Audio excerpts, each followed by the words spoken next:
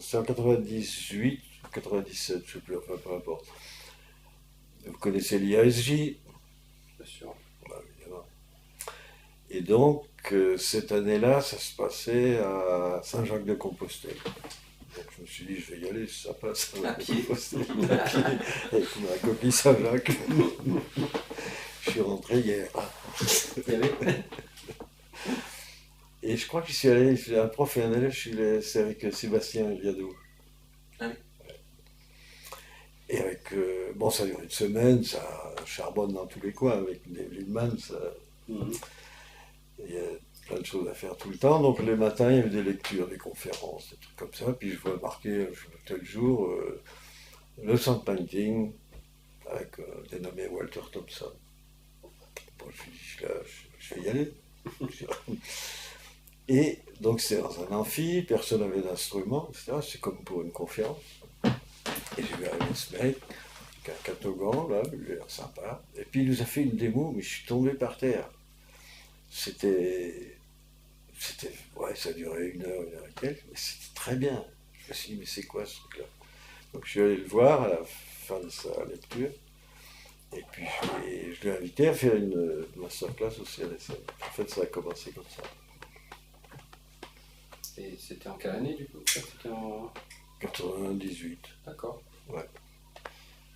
Et à partir de ce moment-là, tu as eu l'idée de monter le Sponge. Ah, ouais, au début des années 2000, oui. Ouais. Oui. C'est Et ce qui m'a intéressé dans le sound painting, c'est ça, c'est-à-dire, c'est que tu sais jamais ce qui va t'arriver. Parce que tu as 1000 signes, il y a des signes qui sont compliqués, d'autres très simples, n'importe quoi. Tu demandes un son tenu. Bon, tu as 20 personnes. Tu demandes un son tenu. Tu sais pas ce qui Mhm. va, et comment ça va sonner ce truc-là. Tu leur demandes de changer, ils vont t'en faire un autre, ça va être complètement différent. Et il faut que tu fasses quelque chose avec ça, il faut que tu composes quelque chose avec ce que te renvoient les performeurs. Et c'est jamais pareil. Ça cadre un peu avec ce que tu disais sur comment diriger un big band, justement, Comment diriger un big band, c'est l'air de rien. par rapport à la liberté dont tu parlais tout à l'heure Ouais. au sein d'un grand orchestre, quoi. Et je vois ça avec l'ONG des jeunes, parce qu'ils sont très bons. Et ils ont ce répertoire, ils l'ont ingurgité très vite, très bien. Et moi, là, maintenant, le concert qu'on a fait à Saint-Brévin, là, mais j'ai rien à faire, c'est génial. Ça marche tout seul. Mhm. Bon, il y a juste de temps en temps un petit changement de tempo à donner, un truc comme ça. Mais ça marche tout seul. Si ça durait plus longtemps, ça pourrait encore évoluer vers la direction dont je parlais. C'est Ouais, c'est ça. que eux soient plus impliqués dans le résultat final. Pas seulement lire la musique et bien la jouer. Ouais. Continues-tu à travailler ton instrument? Mais t'as Ah, répondu ça tout à c'est. l'heure. Alors là, j'ai une réponse toute faite parce que c'est la même question qui a été posée à Miles Davis. Alors, Une interview pour la télé. Et il y avait Miles là avec sa trompette là, et le mec lui demande, mais Monsieur Davis, est-ce que vous continuez à travailler votre trompette? Et Miles il a dit, non, ma trompette, oui, je l'ai toujours avec moi, mais l'essentiel c'est d'y penser. Ce qui est pas idiot du tout. hmm, Parce que ouais, l'improvisation, enfin cette musique-là, elle est, tu peux la pratiquer sans instrument, tu peux la pratiquer dans le métro, dans le RERB. Dans le A, ça marche moins bien. ouais, j'avais demandé dans le C, mais c'est le A. Parce que il y a toute une sorte de gymnastique mentale dans tout ça, qui fait que tu n'as pas besoin d'un instrument pour, je sais pas, te faire une improvisation, même sur un standard, tu n'as besoin de rien. Est-ce que tu suis un peu l'actualité? Qu'est-ce que tu en penses? Quels sont les musiciens qui passent intéressants aujourd'hui? Pourquoi? Le jazz d'aujourd'hui, il y a toujours eu plein de musiciens, plein de bons musiciens. Il y en a de plus en plus d'ailleurs. Ils sont enfin par rapport à ce qui existait dans les années 50-60, il y a beaucoup plus de beaucoup plus de musiciens et beaucoup plus de très bons musiciens. Donc moi, je n'ai aucune inquiétude sur l'avenir de la musique et ce qui se passe aujourd'hui. Ils ont beaucoup de difficultés qu'on avait moins à l'époque, c'est-à-dire des difficultés qui ne tiennent pas à la musique, qui tiennent à l'organisation générale des choses et de la société et du monde, qui font que c'est beaucoup plus difficile, que tu passes beaucoup plus de temps à, je sais pas, à monter des projets, à faire des trucs, demander des subventions, etc., à faire ta promo, etc. Toute chose que je suis incapable de faire. Donc c'est vrai que je ne sais pas du tout, à mon grand regret, mais non, je sais pas faire ça. Donc il n'y a aucune inquiétude à avoir avec ça. La seule inquiétude qu'on peut avoir, c'est un peu dommage qu'il y ait autant de bons musiciens qui jouent aussi peu souvent. Qu'ils n'aient pas assez d'occasion de jouer. Parce que cette musique, si on la replace un peu historiquement, elle s'est faite dans des clubs. Elle s'est faite avec des musiciens qui jouaient 342 jours par an. Et c'est ça qui a fait évoluer cette musique si vite. Parce que entre ce qui se passe en 1900 et ce qui se passe maintenant, c'est-à-dire en un siècle et un peu plus, l'évolution de la musique, de cette musique, c'est formidable. Ça va à une vitesse folle, à toutes les générations ça change. Mais ça change parce qu'il faut jouer pour que ça change. Il ne suffit pas d'y penser là. Comment tu vois les choses dans 10 ans? Pire. Pire. Je sais pas, non, j'espère pas. Mais ça s'arrange pas, de ce point de vue-là, ça s'arrange pas. Ça devient de pire en pire. C'est pour ça qu'il faut une révolution, bientôt, maintenant, avant 2022. S'il vous plaît, vous les jeunes, faites-la. Non mais c'est vrai, on vit dans un monde qui devient d'une absurdité totale. C'est vrai. Donc il faut... C'est difficile de croire que notre monde tel qu'il fonctionne, qui va s'écrouler complètement. On remarque qu'il y a des civilisations qui sont écroulées, ce ne serait pas la première. La Deuxième Guerre mondiale, on devait penser aussi que le monde était absurde à ce moment-là.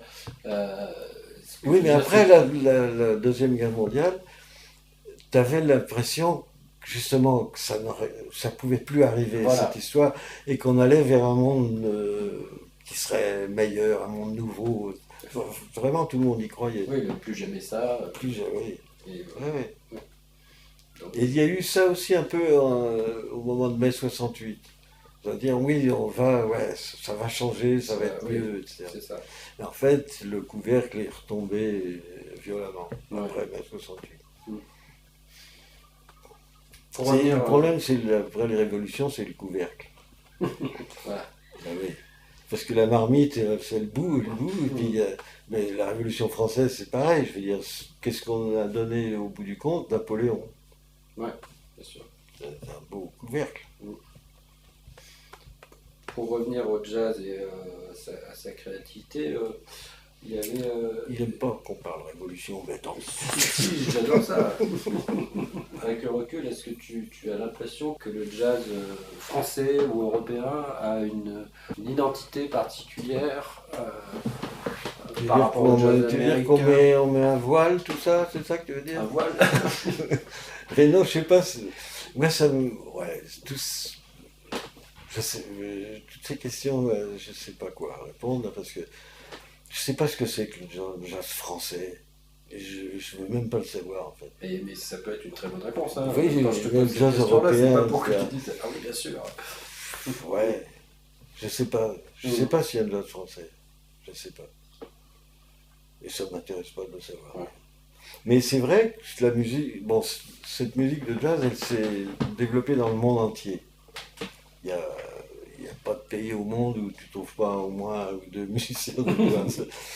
C'est vrai, là je vais retourner au Kazakhstan, il y a un mec qui s'appelle Viktor Komenkov, qui est un pianiste, c'est formidable. Tu te demandes comment tu peux trouver au Kazakhstan, qui était sous l'influence russe, et il y est toujours d'ailleurs, où le jazz c'était une musique interdite, etc. Comment tu peux trouver un mec il est jeune, c'est un jeune mec. Il connaît tout le jazz, il te joue tout, Monk, Ellington, partout. Tu vois, c'est impressionnant. Donc, tu vois, il y a du musicien de jazz partout. Mais est-ce qu'il est. C'est un jazz kazakh ce qu'il fait? Je sais pas. Je suis pas sûr. Hein. Je sais pas. C'est pas très intéressant. Ça... Je suis désolé, mais votre question n'est pas très. Non, en même temps, la question elle peut se déplier d'une autre manière. Comme cette esthétique s'est nourrie et cristallisée autour d'un territoire, d'une géographie, de grands représentants, et que dans le même temps, cette musique est aussi le reflet de soi. Comment est-ce que des jeunes musiciens aujourd'hui peuvent jouer du jazz tout en étant eux-mêmes, en ayant une légitimité de le faire là où ils sont? C'est une équation qui est complexe. Oui, mais ta légitimité, oui, merci. Elle découle pas de ça, elle découle du fait que toi, tu fais ton truc, ça te rend légitime de faire ça, c'est tout. Ça suffit comme légitimité. Mais bon, c'est vrai, il y a forcément des choses qui font que ça a évolué d'un peu d'une façon différente selon qu'on soit aux États-Unis ou en Europe.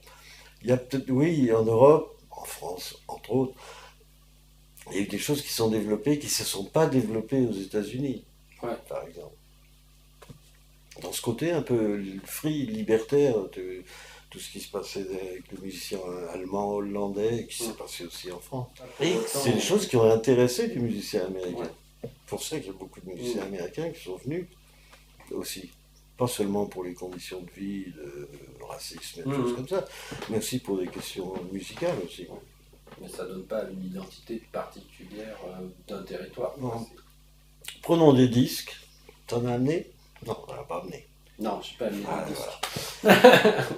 Des disques en tout genre, et tu pourrais, alors le test, ce serait de dire, on passe ça c'est des musiciens d'où? Ils sont yougoslaves, ils sont inuits, ils sont quoi? Tu vas te planter à chaque fois. Ça a été fait aussi à l'époque, parce qu'il y avait des histoires entre... Les Blancs n'ont pas le droit de jouer du jazz. Tu fais le même test. Tu passes des disques, et lui, il est blanc, il est noir. Tu vas pas gagner à chaque fois. C'est clair. Donc... Par contre, il y a un jazz gascon. Ah. Donc tu es l'éminent représentant avec Bernard Lubin. Bernard Lubin et d'autres. Et ça, c'est bien.